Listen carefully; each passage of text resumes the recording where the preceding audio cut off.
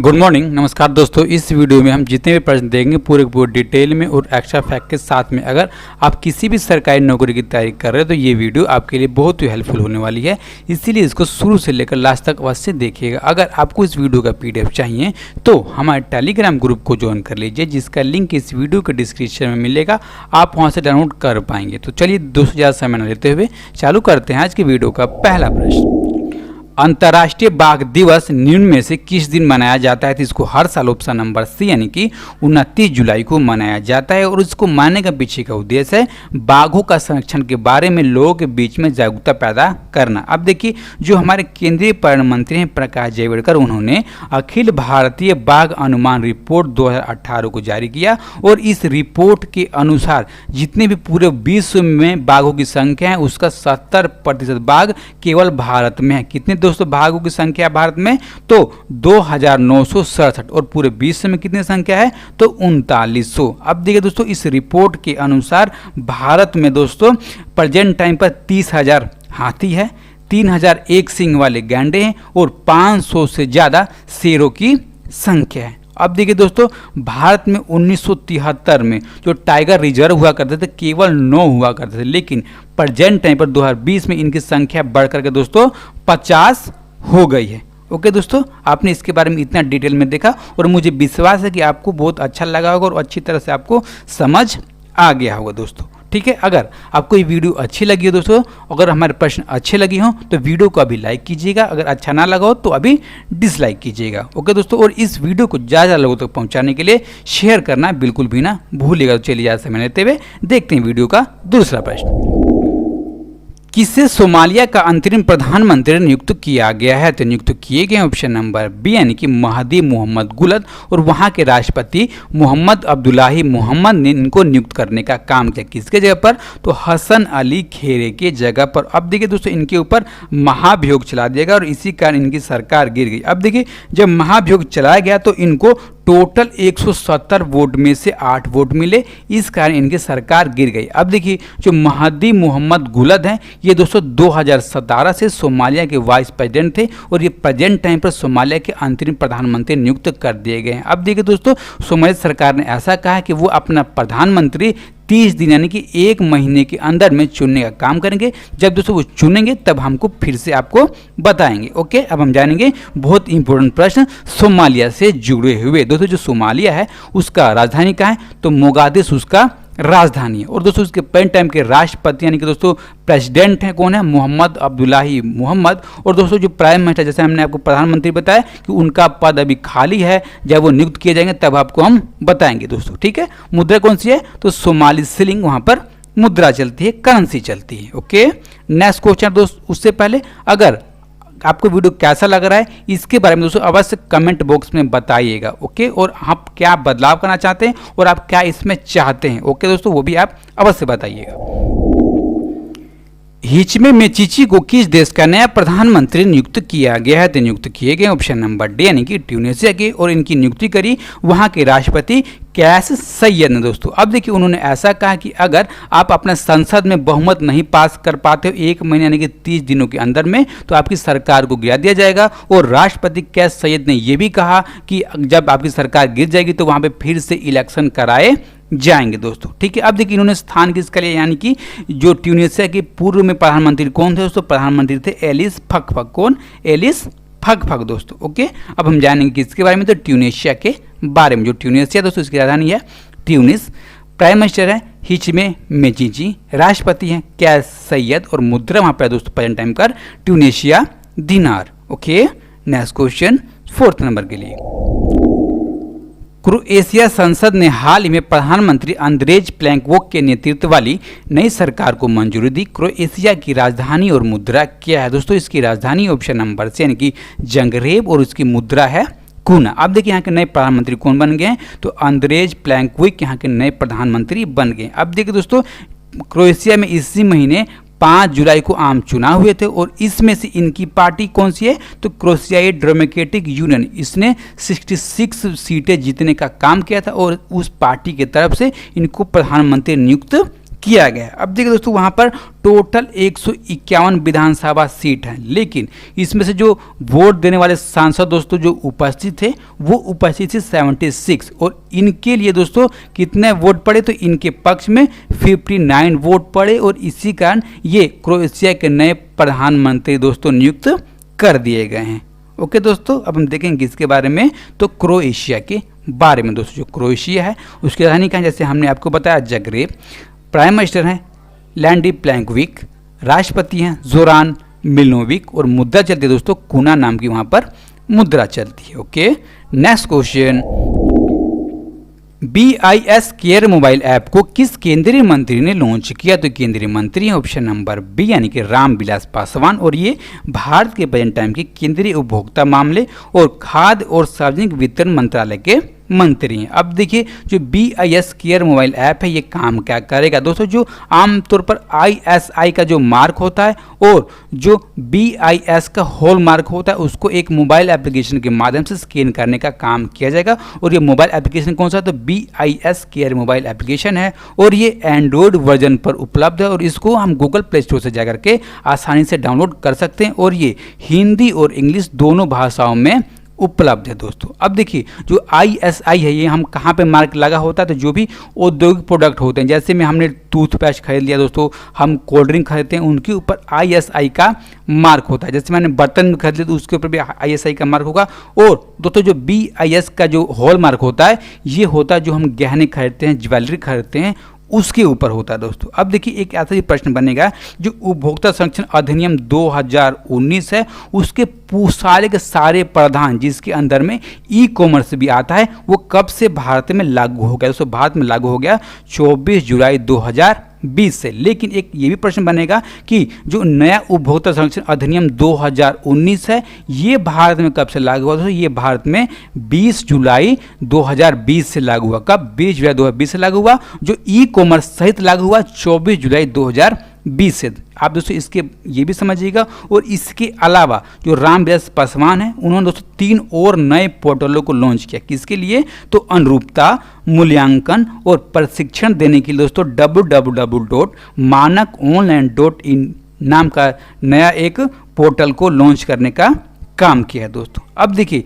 एक हम पिछला कंटेंट फिर देखते हैं जो इससे जुड़ा हुआ हो सकता है, बहुत इंपॉर्टेंट दोस्तों। देखिए जो भारत पे नाम का जो ऐप है, हम जानते हैं कि ये जो दुकानदार होते हैं, व्यापारी होता है, उनके पास होता है, और ये किसी भी कंपनी का जो UPI पेमेंट होता है उसको उठाने में सक्षम होता है दोस्तों। और इसने इसी के लिए एक ध्वनि आधारित ऐप पैसा बोलेगा को लॉन्च किया था कुछ दिन पहले। और दोस्तों ये पेमेंट कैसे किया जाएगा, तो बिना छुए पेमेंट की जा सकती है बहुत आसान तरीके से।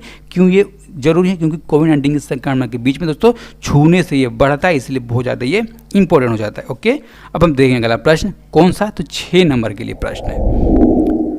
IRCTC SBI प्लेटिनियम कार्ड का सह ब्रांडेड संपर्क सहित किस प्लेटफार्म पर क्रेडिट कार्ड को लॉन्च किया गया दोस्तों, ये प्लेटफार्म ऑप्शन नंबर से यानी कि रुपए का IRCTC और SBI सहित प्लेटिनियम कार्ड को लॉन्च किया गया है। अब देखिए दोस्तों जो ये कार्ड है एक नियर फील्ड कम्युनिकेशन तकनीक से लैस है, यानी कि दोस्तों इसको अगर पेमेंट करना होगा इसके थ्रू तो केवल एक टैप किया जाएगा दोस्तों, केवल थोड़ा सा छुआ जाएगा इस कार्ड के ऊपर और आसानी से पेमेंट हो जाएगा दोस्तों। कहाँ पे पेमेंट हो जाएगा, जो पोस्ट मशीनें होते हैं यानी कि जो पॉइंट ऑफ सेल की जो मशीनें होती हैं दोस्तों उसके माध्यम से इस कार्ड से बहुत आसान तरीके से दोस्तों पेमेंट कर सकते हैं। और ऑनलाइन पेमेंट तो हम कर ही सकते हैं इसके माध्यम से दोस्तों। अब देखिए यहाँ पे आप देख रहे हो कि एक वाईफाई का साइन दिया हुआ है, इसका मतलब क्या दोस्तों, इसका मतलब ये है कि ये बिना मशीन में लगाए गए ही इसके थ्रू हम पेमेंट कर सकते हैं इस कार्ड के थ्रू में दोस्तों।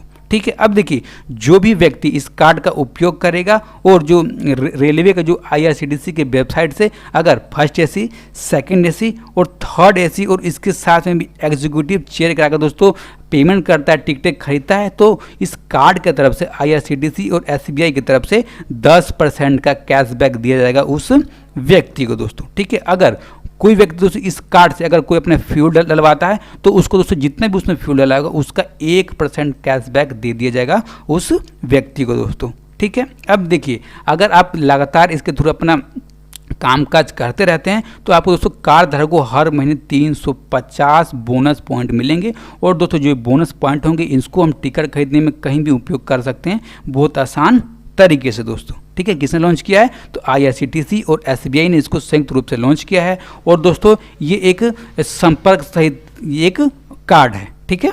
अब हम देखेंगे दोस्तों किसके बारे में, तो IRCTC के बारे में। तो इसका मुख्यालय कहाँ है? तो इसका मुख्यालय है नई दिल्ली। और दोस्तों इसके परिणाम के अध्यक्ष और प्रबंधक निदेशक है महेंद्र पाल मॉल, ठीक है। अब देखिए दोस्तों, जो SBI कार्ड है इसका मुख्यालय कहाँ है? तो इसका मुख्यालय है गुड़गांव में। और इसके पेंटम के प्रबंधक निदेशक और मुख्य कार्यकारी अधिकारी हरदयाल प्रसाद, जो दोस्तों रिटायर हो रहे हैं, सेवानिवृत्त हो रहे हैं इसी महीने 31 जुलाई को, यानी कि 1 अगस्त 2020 से SBI कार्ड के कौन CEO दोस्तों और MD बन जाएंगे? तो वो बन जाएंगे अश्विनी कुमार तिवारी। कौन? अश्विनी कुमार तिवारी दोस्तों। और इनके बारे में हमने आपको बताया भी था, ठीक है, जब इनको नियुक्ति की गई थी। अब देखिए दोस्तों, आपको एक मैं आवश्यक सूचना एक अलग से देना चाहता हूं कि अगर आप कोई सा भी अगर IRCTC से टिकट लेना चाहते हैं रेलवे का, तो दोस्तों आपको टिकट मिलेगा 8 बजे सुबह से लेकर के। यानी कि दोस्तों अगर आप चाहेंगे कि रात में हम टिकट ले लें तो दोस्तों रात में टिकट नहीं ले सकते। यानी कि जब रेलवे का जो काउंटर दोस्तों जब खुलता है तो उसी टाइम से हम ऑनलाइन टिकट भी ले सकते हैं। ओके दोस्तों,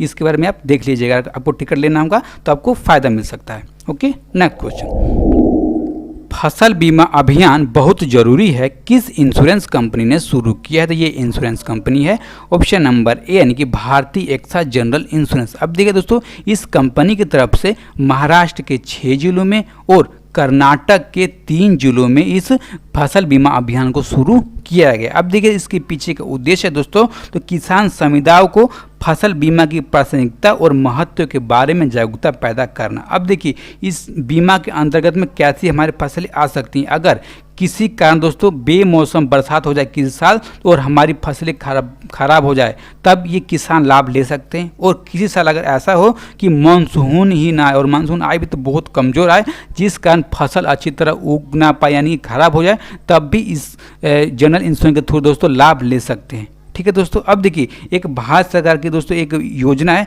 प्रधानमंत्री बीमा योजना, और इसके तहत दोस्तों महाराष्ट्र और कर्नाटक की सरकारों से 800 करोड़ रुपए दिए गए किसको? तो भारतीय एक्सा जनरल इंश्योरेंस दोस्तों। अब देखिए कितने सालों के लिए? तो 3 सालों के लिए पैसा दिए गए, यानी कि 3 सालों का दोस्तों एक ये बीमा करेगी ये कंपनी। ओके दोस्तों, आपने इसके बारे में इतना डिटेल में देखा। अब हम जानेंगे इसके बारे में, तो भारतीय एक्सा जनरल इंश्योरेंस कंपनी के बारे में। तो इसका मुख्यालय कहाँ है? तो इसका मुख्यालय है मुंबई यानी कि महाराष्ट्र में। और इसके प्रेजेंट टाइम के मुख्य कार्यकारी अधिकारी और प्रबंध निदेशक हैं संजीव श्रीनिवासन। कौन? संजीव श्रीनिवासन दोस्तों। और इनका हाल ही में नियुक्ति हुआ, इसलिए दोस्तों बहुत ही इंपॉर्टेंट है और आप इसको दोस्तों फिर से एक बार याद कर लीजिएगा। ओके, अब हम देखेंगे अगला प्रश्न 8 नंबर के लिए।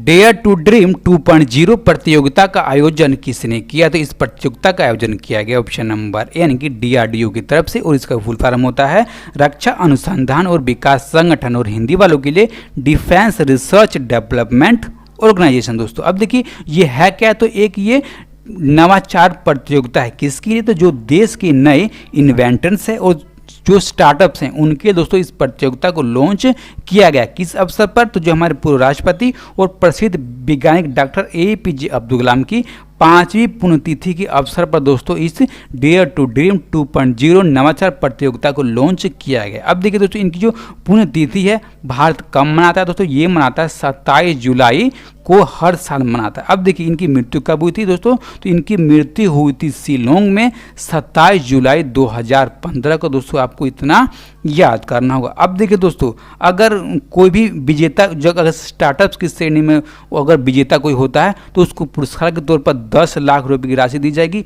अगर कोई व्यक्तिगत श्रेणी में अगर कोई विजेता होता है तो उसको 5 लाख तक की धनराशि दी जाएगी जीत के तौर पर दोस्तों, विजेता के रूप में। ओके दोस्तों, किसको लॉन्च किया इसको? तो DRDO ने इसको लॉन्च किया है, दूसरी बार इसको लॉन्च किया है, पिछली बार भी इसको लॉन्च किया गया था। अब हम जानिए अगला प्रश्न 9 नंबर के लिए।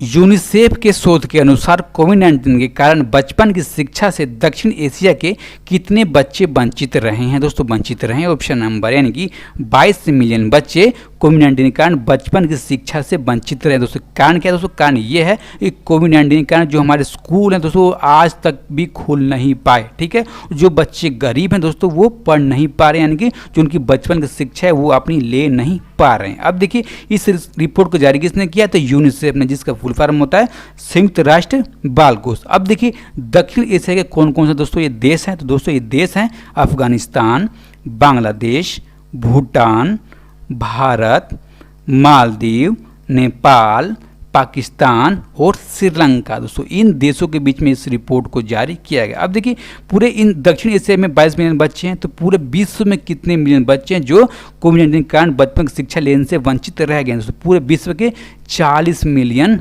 बच्चे हैं। दोस्तों आपको इतना याद करना होगा और आपको मुझे विश्वास है कि याद भी हो गया होगा। ओके दोस्तों, अब हम जानेंगे इसके बारे में। तो यूनिसेफ के बारे में, तो इसका मुख्यालय है न्यूयॉर्क और न्यूयॉर्क है संयुक्त राज्य अमेरिका में, और इसके प्रेजेंट टाइम के कार्यकारी निदेशक है हेनरिटा होल्समैन फोर। क्या?